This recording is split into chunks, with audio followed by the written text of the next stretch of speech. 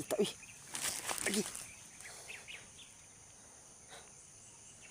Okay.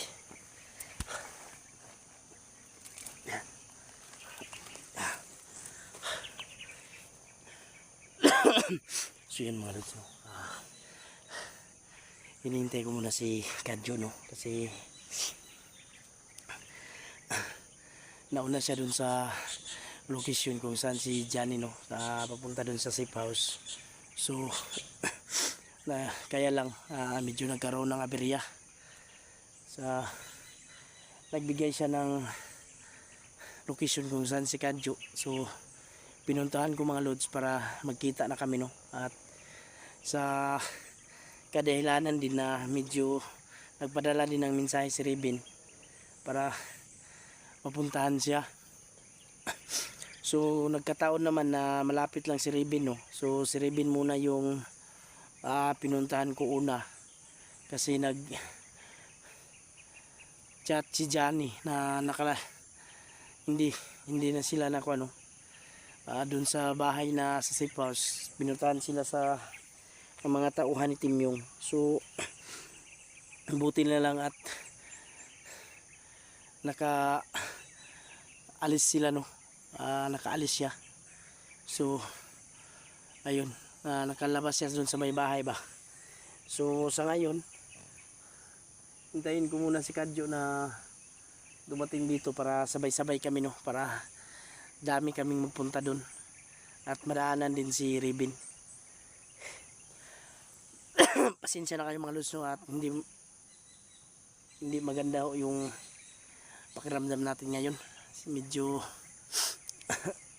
ubo at sipon pa tayo, no, pero napilitan tayong kuhan sa explore kasi kailangan ng tulong ng mga kasamahan natin.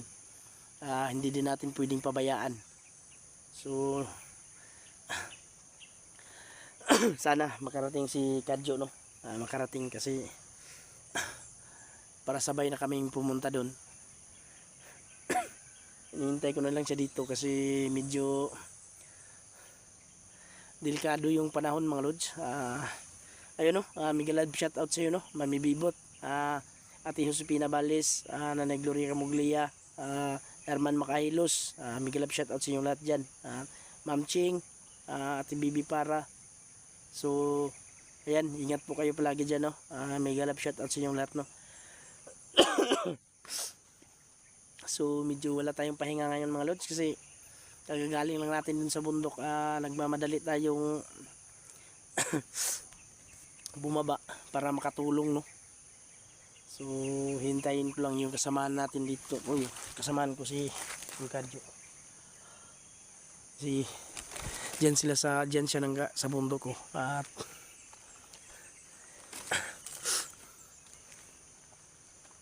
ayun,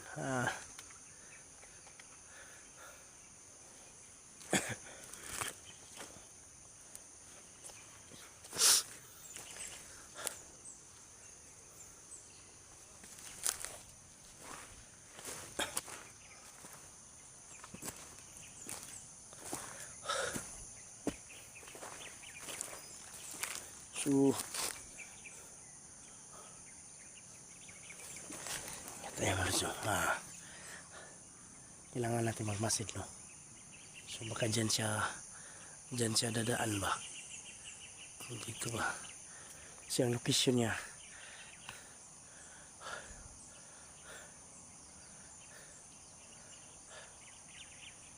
Medyo may kung ano yan dito pwede.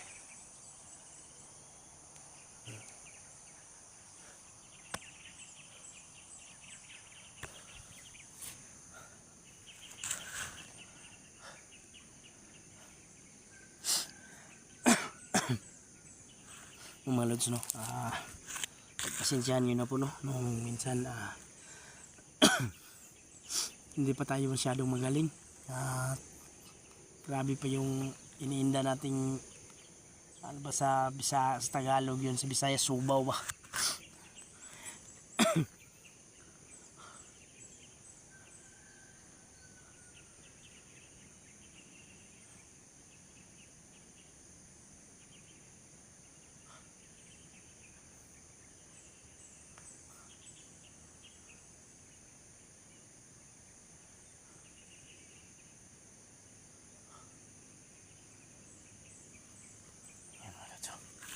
Para may gumagalaw na dyan.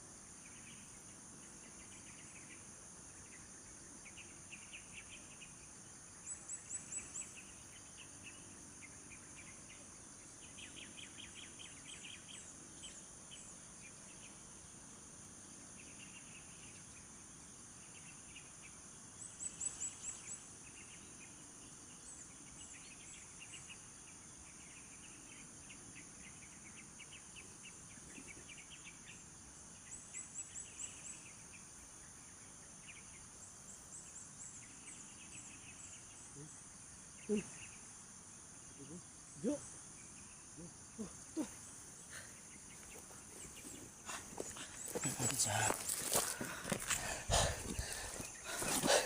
Kumusta?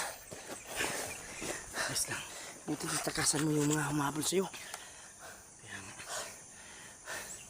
Kaya tol nagpadala rin yung mensahe si Raven.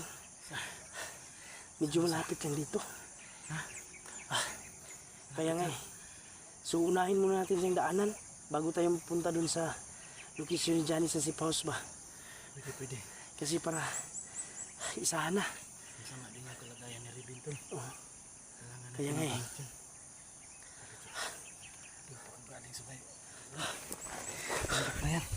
Diyan? Grabe napakasukal pala ng lugar nila Johnny. Oo. Yung bahay nila malapit pala sa bundok. Kasi doon sa kapila yung una kong dinaanan medyo patag lang doon. Dito pala sa kapila. Kaya nga mas maganda nga itong nilagyan sana ng safe house kasi hindi madami yung tao ba. Pero natuntun pa rin. Hirap tol, matagal ako nakasunod tol kasi grabe yung nagkalagnat ako, inubo ako ng grabe yung kaya si Johnny nga nakapadala din ng mensahe sa akin, nangamusta kaya lang wala nang sagot tol na sa mga chat ko sa kanya kung kumusta sila at ayun ba na ang last lang yung mensahe sa akin, pipilitin daw niyang makalabas dun sa safe house. Sana makalabas siya. Wala kasi akong nakita ang bagong upload niya. Kaya nga so kataon din nung nag-contact tayo na magkikita tayo kasi dun dinaanan na lang. Kataon din tulong nga kanina nagpadala din ng mensahe si Raven ba. So hindi lang gaano kalayuan yung kinalalagyan ni Raven. So baka papauwi na rin siya sa safe house. Oo. So sasalubungin na lang natin. Kaya nga kasi hindi yun pwedeng magpunta sa safe house, baka yung kaya nga napalibutan yung safe house ni Johnny. Kaya kailangan nating salubungin muna siya. So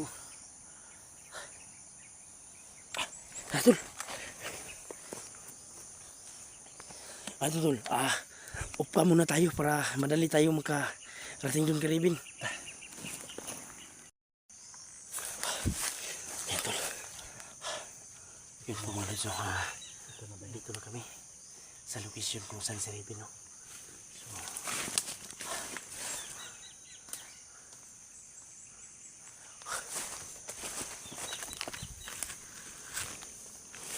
ingat yan pa masid lang tol, masid.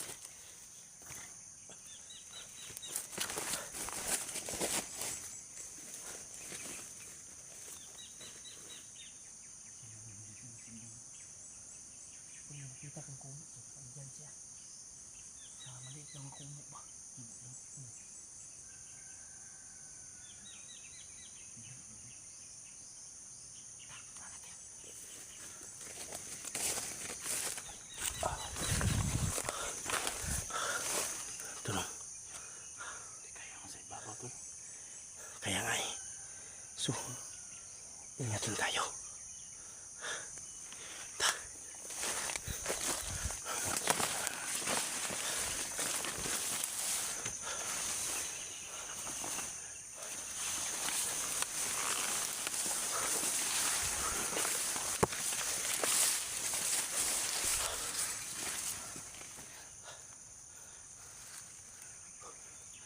kailangan natin mag-ingat mga lods, no?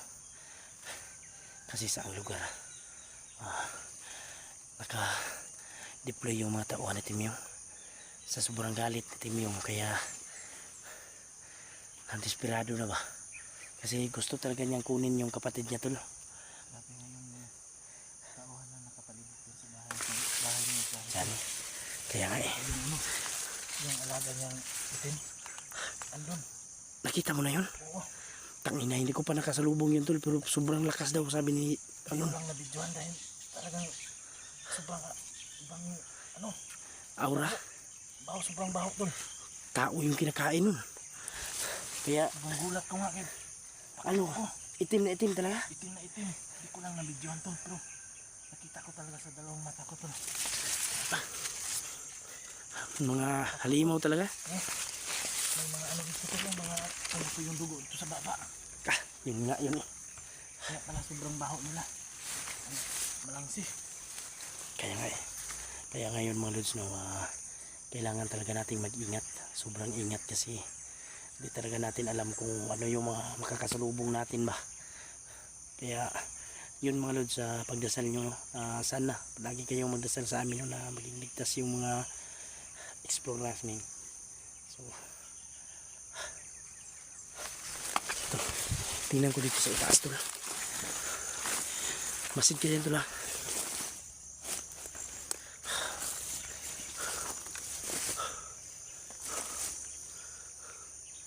Ay mga lods, oh.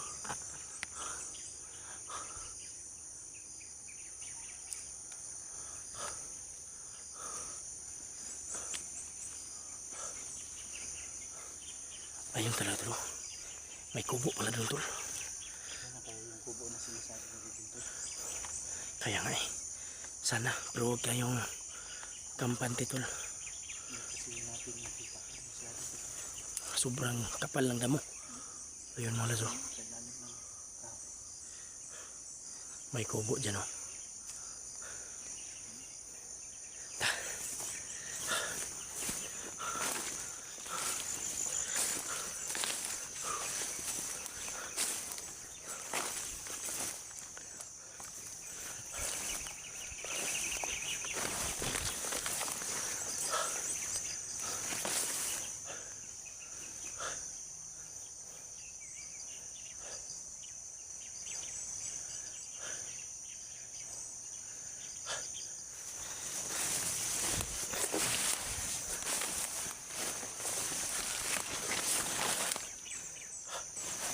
Grabe.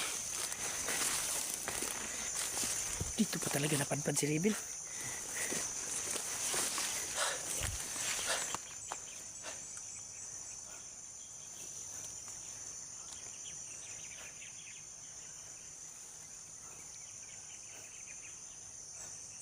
Walang tao naman to.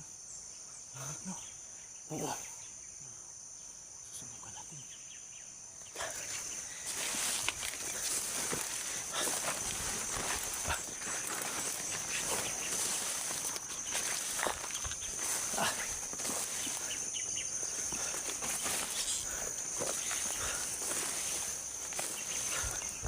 Ay mga lazo.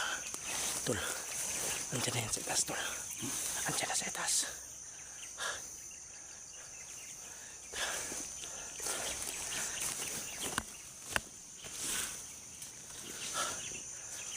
Parang lili tayo dito tol. Nasa ibaba tayo. Pag may kalaban dyan. Kaya nga eh. dito. Kailangan si Babaw tayo dumaan. Para tayo nasa itaas no.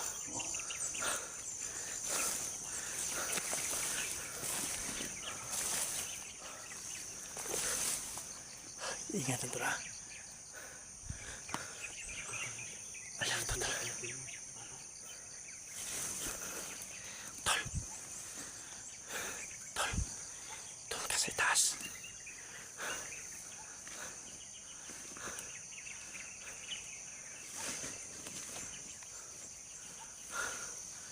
Ayan, tol ka dito naman tayo ha.